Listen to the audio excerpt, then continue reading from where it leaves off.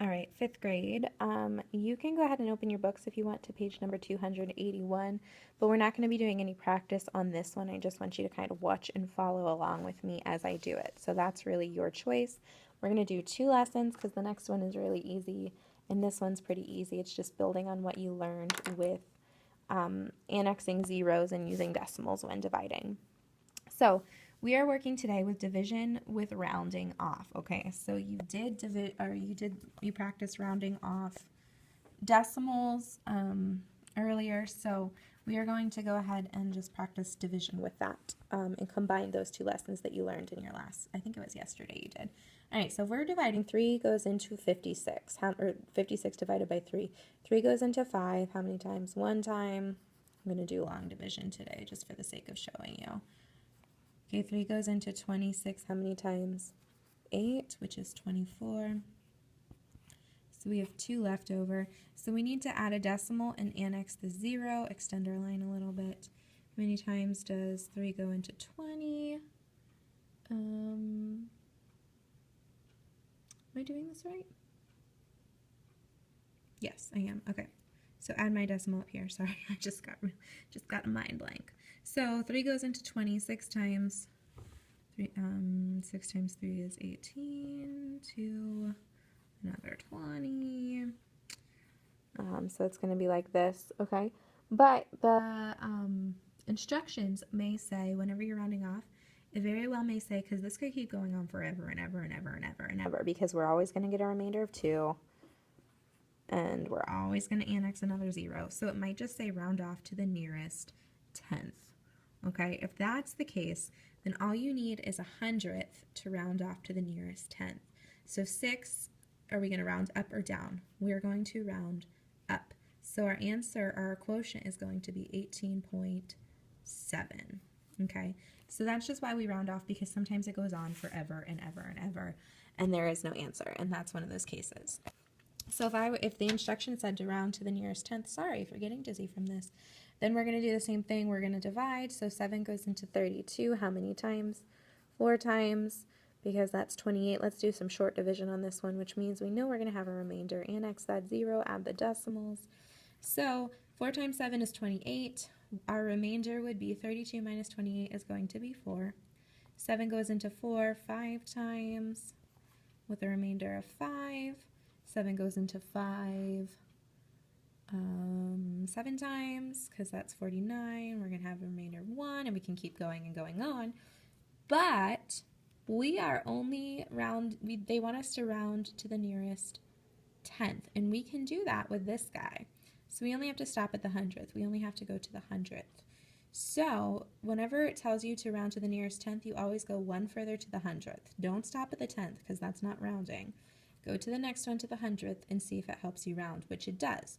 We're going to round it up. So our new quotient rounded to the nearest 10th, for the sake of not going on forever and ever and ever, is 4.6. But if they tell you to round to the nearest 100th, we're going to do the same thing. No, I'm just going to copy my work because this is the same number. We have 5, because this is remainder 4, 7, and we are going to the nearest 100th, which means we need to go to the next one and do 1,000th. We have a remainder of 1, because 7 times 7 is 49, 50 minus 49 is 1, and that goes into it once. So we're at the 1,000th, which we use to round to the 100th, which is our instructions. So our answer, 1, just makes this stay the same. So our quotient rounded to the nearest 100th is 4.57. Okay, so it's pretty easy. It's just combining what you learned with adding zeros or annexing zeros to divide with your rounding the decimals, okay? So let's do a couple larger ones. If you want to follow along, because you're still a little not sure, I'm doing the green problems of number 3 and 4. So I am on 3E right now, if you choose to follow along, or you can just watch and listen, okay? So remember, whenever we do our decimals, first thing is we plop it up here so it's in the right spot. Okay, so 46, does 46 go into 15? No, so we need to go 46 into 152. If you kind of estimate, it's going to go in about 3 times, because This is going to get rounded up to 15 or to 50, so 5 goes into 15 3 times and all that jazzy stuff. So let's do our multiplication. 3 times 6 is 18. 3 times 4 is 12, plus 1 is 13. Subtract. Okay, so we have 14 remaining. We need to annex a 0 because the instructions, which I forgot to read first, say round off to the nearest tenth for this section in this problem. So we still need to go to the hundredth. Okay, 46 goes into 140. I'm going to say 3 times because we got 138 the last time, which means we're only going to have a remainder of 2, but that doesn't even matter because we're rounding to the nearest tenth, so we don't need to finish this problem because all we needed to get was this number. So 3, when you're rounding in decimals, it's just going to, it's below 5, so it's going to keep this the same. So our quotient rounded to the nearest tenth is 0.3 or 3 tenths. Okay, this is 4E, the green problem on section 4, and the instructions say to round off to the nearest, round the quotient off to the nearest hundredth. Okay, so that means we're going to divide it out to the next, or to the thousandth, so we can round to the hundredth. So 11 goes into 35 3 times. We need to add a decimal and annex that 0, extend our line. And you already know if this, in this case, and this is a little shortcut or to help me, I know that I'm rounding to the nearest thousandth or hundredth, which means I need to divide out to the hundredth. So I can already go ahead and add my tenth, hundredth, thousandth, so I know when it's good to stop or not, okay? So if that helps you, that's a little trick I do so that I can keep my brain on track before I even begin. So we're going to bring that down. 11 goes into 21 time. Bring down our next 0. This 11 goes into 98 times. Bring down the 0. 11 goes into 21 times. So we stop here. We don't have to go any further because we already know 1 times 11, and that's good. Okay, just to be sure, smaller. Good. Okay, so we just need to round to the nearest. The instructions say to the nearest hundredth. Okay, so we already have our 1. That's all we need to stop at. And honestly, I'm okay for now if you just circle like this. Okay, if you just circle that section, so I know that this is not a part of your answer. You're just rounding it. However, if this were to be a 9 and this needs to go up to 3.19, you're going to need to rewrite the problem. But if it's a small one and you round down, I'm okay with you circling it like that. Mrs. Schaefer might say otherwise next year though, so don't hold too closely to this method. All right, we are going to move on to the next lesson. It's pretty easy, it's pretty basic. It is page number, I'm working at my desk, you can see my calendar. Drew's birthday was last week, that's sad. I had it written on there at the beginning of the year. Sad, sad, sad. I hope you had a good birthday. Maybe they got to do something special. Okay, we are on page number 283, and I want you to actually open up in this book with me and follow along. We're going to do a lot of practice on this problem, or on this one. So rounding off mixed numbers. Fact, to round a mixed number to a whole number, drop the fraction if it is less than 1/2. And the reason you're going to do it if it's less than 1/2, because 1/2 as a decimal is what? 0.5, which means if it is less than 0.5 or 5, just like whenever you round numbers, if it's less than 5, you round down. If it's 5 or greater, you round up. Same things with fractions. It's like a decimal. So 1/2 equals 1/5, or 1/2 equals 0.5. So that's why you round down. If the fraction is 1/2 or 0.5 or greater, then drop the fraction and add 1 to the whole number. So if you look at this fraction line, okay, here's 0, here's 1, and halfway in between, or 0.5, is right here, okay? So we have the example 7 3/4 rounds to 8. So 3/4 is right here. It is greater than 1/2. So you're going to drop the fraction and round it up to the next whole number here, which would be 8. because it's the majority of this length, okay? It's most of the length. Now, whenever you do fractions as remainders and it says round to the closest whole number, right here they have divided this out, and so we have 4 and 1/5. 1/5 is about here on the number line. Here's your half to give you a little reference point, and sometimes if you need to do this, that's fine.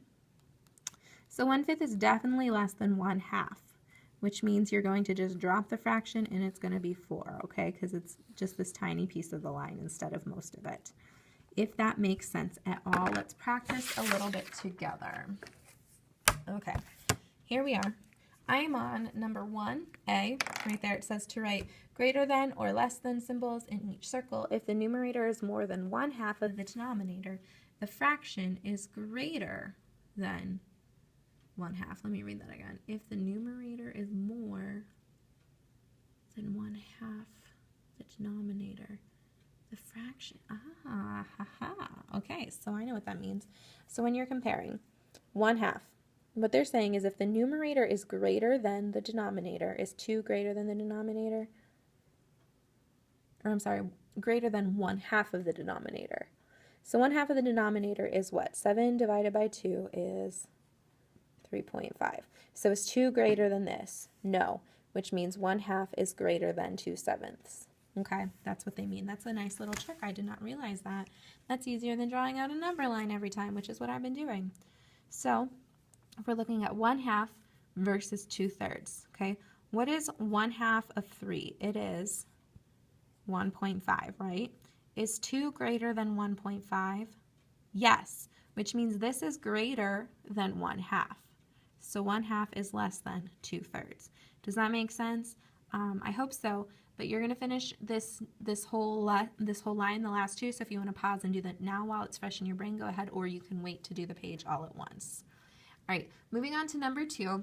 It says round off to the nearest whole number. So we've got mixed numbers right here. This is letter A, 3 2/3. We need to round it off to the nearest whole number. So use your little numerator-denominator method. If the numerator is greater than 1/2 of the denominator, then you're going to round up. So we have 1/2 of 3/5 is 1.5, or 1/2 of 3, I'm sorry, I don't know what I'm saying, is 1.5. So 2 is greater than 1.5, which means this is greater than 1/2, so we're going to round up to the next whole number. So 1 more than 3 is 4. 6 and 1/2, are we going to round it up or down? We're going to round it up because 1/2 is the 5 marker in our fraction. So 1 greater than 6 is 7. Okay, again, you're going to finish that whole line, so if you want to pause and do it now while it's fresh in your brain, that is your decision. Moving down to number 3A, divide and round to the nearest whole number, okay? So 6 goes into 13 how many times? 2 times. What's our remainder? 1. So we have our fraction. So we're going to use this fraction to round to the nearest whole number for our quotient. And 1/2 of 6 is 3. So is 1 greater than 3? No, which means we're going to round down. So we're just going to keep our number at 2 as our quotient. Moving on to letter B. 8 goes into 49 6 times. 6 times 8 is 48, so there's a remainder of 1/8. Half of 8 is 4. Is 1 greater than 4? No. So we're going to round down, which means our whole number is going to be 6. So that's pretty basic, right? Okay, so the last two, let's do these last two together. They are crazy easy. Oh, let me cover the answers first. Okay, I have the these ones right here, number 4. Study the illustration. Oh, I just showed you answers. Study the illustrations and round the blue sections to the nearest whole number. Okay, so look at this one. We have 3, 6, I just showed you the answers, this is so hard. 3, 6, and 8. We have 8 out of 9. The majority is what? Blue. We're going to round to because this is only one piece, so it's going to be 3. And over here, we have 1, 2, 3, 4 sections. Are you going to round this one, the blue, up or down? You're going to round it down, so this one's also 3. So there you go. All right, that's the end, and enjoy your math homework.